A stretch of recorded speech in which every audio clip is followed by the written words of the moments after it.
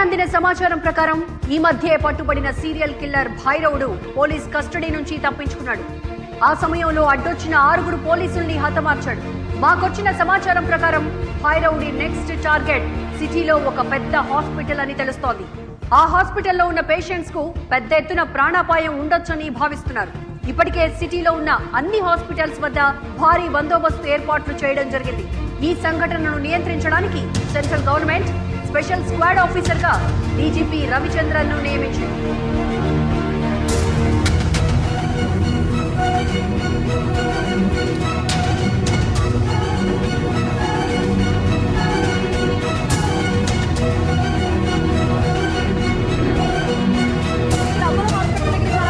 జనాలు భయంతో ఉన్నారు.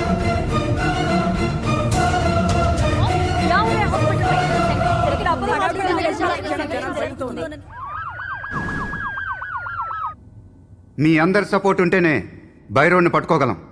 ఇప్పటిదాకా బ్లాక్ కో పోలీసు ఉంటారు, ఇక నుంచి ఫ్లోర్ కో పోలీసు ఉంటారు. సీసీటీవీ కెమెరా సర్వేలెన్స్ ఇన్ఛార్జ్ ఎవరు? నేనే సార్. రికార్డ్ మోడ్ లో పెట్టి వెళ్ళిపోకూడదు సార్. రికార్డ్ అయ్యేది లైవ్ లో వాచ్ చేయాలి. Okay sir. ఎవరి మీద డౌట్ వస్తే ఇమీడియట్ గా ఫ్లోర్ పోలీస్ కి వాకీలో ఇన్ఫార్మ్ చేయాలి. ఓకే. ఇక్కడ అపోలో హాస్పిటల్ దగ్గర చాలా హడావుడిగా ఉంది రజని. Out patients తగ్గిపోయారు. చాలా ఎమర్జెన్సీ ఉన్న కేసులు మాత్రమే తీసుకుంటున్నారు. హాస్పిటల్లో ఏదో జరగబోతుందని తెలియటం వల్ల ప్రతి క్షణం జనాలు భయంతో ఉన్నారు. ఈ సంఘటన జరగకముందే పోలీసులకు అరెస్ట్ చేయాలని ప్రజలు కోరుతున్నారు. ప్రజలు ఎటువంటి భయాందోళనలకు గురి కావద్దని, ఎలాంటి వదంతులు నమ్మవద్దని సిటీలోని అన్ని హాస్పిటల్స్ వద్ద కావలసినంత బందోబస్తు ఏర్పాటు చేయడం జరిగిందని city commissioner Kumar Ganapathi media ద్వారా ప్రజలకు తెలియజేశారు. హాస్పిటల్ పరిసర ప్రాంతాల్లో హలో హాయ్. నీకు అసలు బుద్ధుందా? చదువుకున్న అమ్మాయి కదా, కొంచెం ఉన్న కామన్ సెన్స్ లేదు. ఇప్పుడేంటి నీ ఫ్రెండ్ ఇంటికి ఉంది, ఇది తప్ప ఇంకేం తెలీదా నీకు? నేను దానికోసం ఫోన్ చేయలేదు. ఈరోజు ఒక హాస్పిటల్కి హౌస్ సర్జన్గా వెళ్ళాను. అక్కడ ఒక కాంపౌండర్ ఎవరినో బతిమాలతో ఏడుస్తున్నాడు.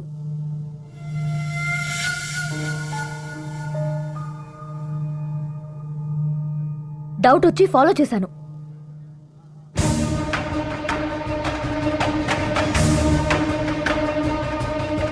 అతను అచ్చం భైరవుడు లాగే ఉన్నాడు. అది చెప్పడానికి నీకు కాల్ చేశాను, కానీ నువ్వు చాలా అసహ్యంగా మాట్లాడా. అది ఏ హాస్పిటల్?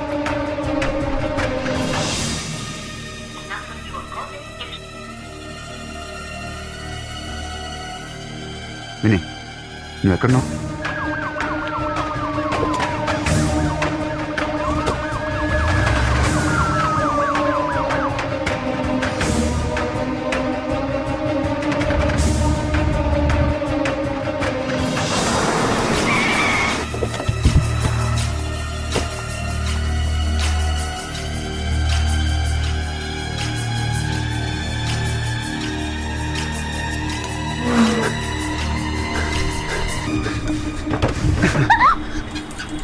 నాతో మాట్లాడుకు.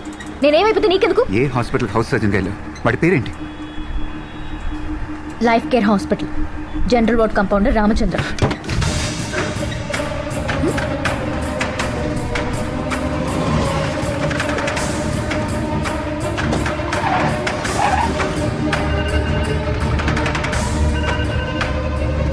Hello sir. శివ, ఏమైంది? అది ఏ హాస్పిటల్ తెలిసింది సార్. భైరవుడు ఇప్పుడు అక్కడే ఉన్నాడు. ఇంకో గంటలో పట్టుకుంటాను. ఏ హాస్పిటల్? సార్ కొంచెం వెయిట్ చేయండి సార్. విషయం స్ప్రెడ్ అయిందంటే హాస్పిటల్ ప్యానిక్ అయ్యి వాడు అనుకుంది జరుగుద్ది. ఇది నేనే హ్యాండిల్ చేస్తాను. Hello hello.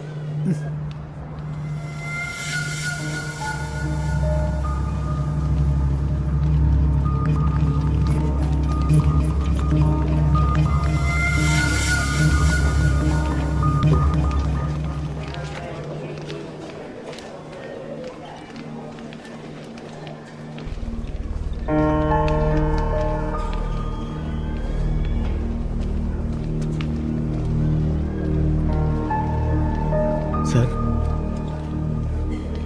మీ అబ్బాయి ఎక్కడున్నా నాకు తెలుసు. మా అబ్బాయి మా ఇంట్లోనే ఉన్నాడు. అయితే వెళ్ళు. సార్, మీరు పోలీసా? నా కొడుకు ఎక్కడ ఉన్నాడు సార్? చెప్పండి సార్ ప్లీజ్. నీ అబ్బాయిని కాపాడే బాధ్యత నాది. ముందు నేను అడిగే దానికి సమాధానం చెప్పు. ఎంతమందిని చంపుతున్నారు? ఎలా చంపుతున్నారు? భైరవుడు ఎక్కడా? సార్ చెప్పు. ఎంతమందిని? అందరినీ సార్. అందరినా?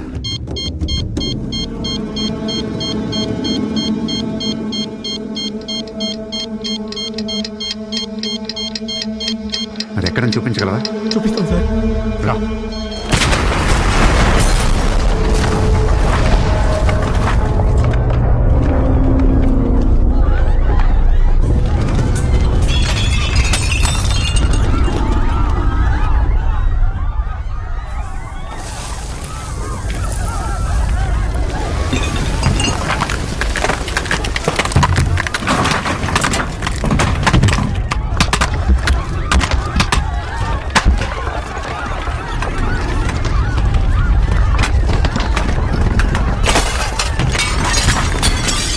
వెళ్ళండమ్మా, బయటికి వెళ్ళండి.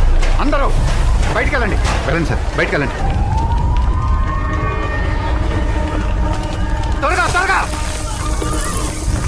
త్వరగా వెళ్ళండి, వెళ్ళండి. గో.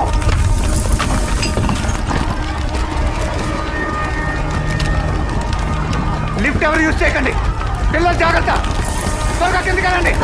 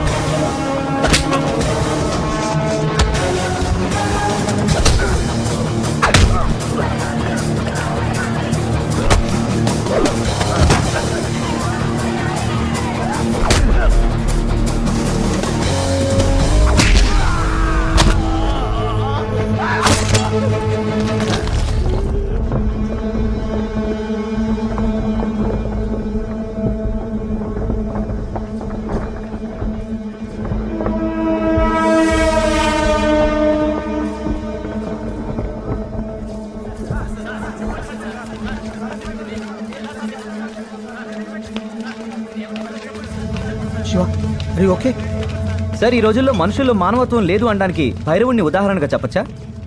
మనుషుల్లో మానవత్వం ఉంది. ఇదే హాస్పిటల్లో ఇంతకు ముందే నాతో కలిసి చాలామంది ప్రాణాలు కాపాడారు. కానీ ఏ భూకంపం తుఫాను లాంటి పెద్ద డిజాస్టర్ వచ్చినప్పుడు మాత్రమే మనలో ఉన్న మానవత్వం బయటకు వస్తుంది. ఇప్పుడు పరిగెత్తుతున్న ప్రపంచంలో మన పక్కనున్న మనిషి మొహం చూడటానికి కూడా మనకు టైం లేదు. మనం చూసేదల్లా cell phone screen, computer screen, TV screen. ఏదో వరదలు వచ్చినప్పుడు మాత్రమే మనలో మానవత్వం బయటకు వస్తుంది. మిగతా టైం అంతా లైక్ చేయటం, షేర్ చేయటంతోనే సరిపోతుంది. మీ పక్కన ఉన్న మనిషిని లైక్ చేయండి, మీ ప్రేమను షేర్ చేయండి. భైరవుడిలో ఉన్న శాడిజం మనలో కూడా ఉంది. వాడికి 15%, మనకి 4%. అదొక భర్త భార్య మీద, పిల్లల మీద చూపిస్తాడు. ఒక యజమాని తన కింద పనిచేసే వాళ్ళ మీద చూపిస్తాడు. అధికారులు ప్రజల మీద చూపిస్తారు. భైరవుణ్ణి చంపటంతో మనం ఒక రోగిని మాత్రమే చంపాం, రోగాన్ని చంపలేదు. ఆ రోగం మనలో కూడా ఉంది, దాన్ని పెరగనివ్వకూడదు. పరిచయం లేని మనిషికి ఆశించకుండా చేసే సహాయమే మానవత్వం.